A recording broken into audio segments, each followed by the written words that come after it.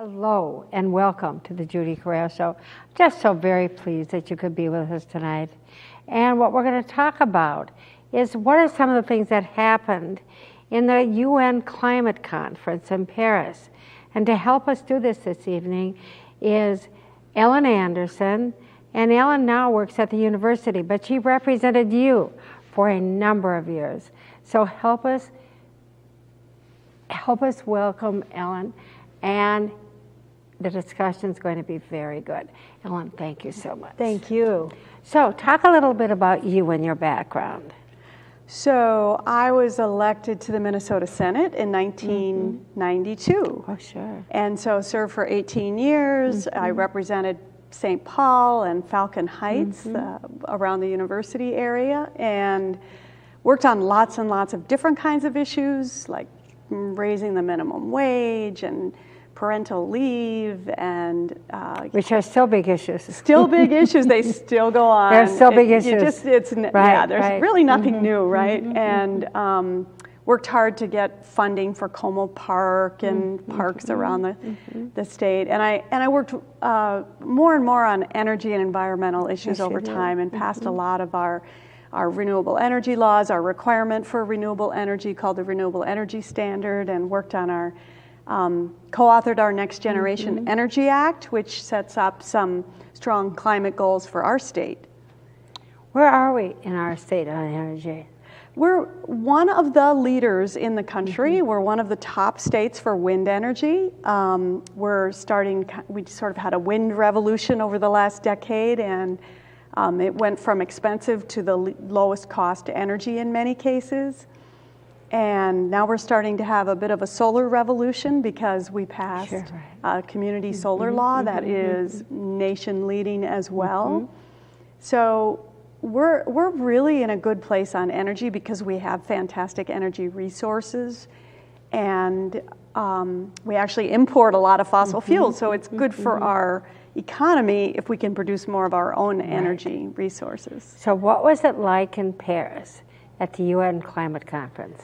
Well, tell us about it. Sure. Kind of bring us there. Okay, well, it's such an exciting experience to be in this place, this enormous conference center in a suburb outside of Paris that is filled with tens of thousands of people from around the world, 196 countries, almost the entire world was represented there. And so you walk in, and all around you are people from around the world, from almost the entire globe. They're all wearing name tags? Yeah, we had our name tags, and we were official observers from the University of Minnesota, so that gets us access to many of the meetings.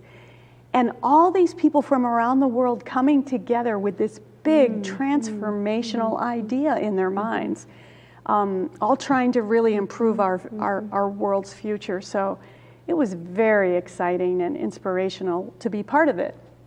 And so it's this big convention center, sprawling, that goes on, that has a number of different buildings, and there's negotiations for the actual parties, which are the people representing these 196 countries. And they're negotiating all the details of an agreement that we hope will be signed by the end of this week. Oh, yes, because it's still going on. It's still going on. Yes, it's a 2-week process. I was there for week 1. Others are there for week 2.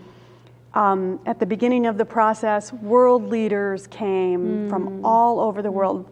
President Obama was there, President Hollande from France, leaders from China, Brazil, India, Russia, from the largest countries all the way down to the small island nations.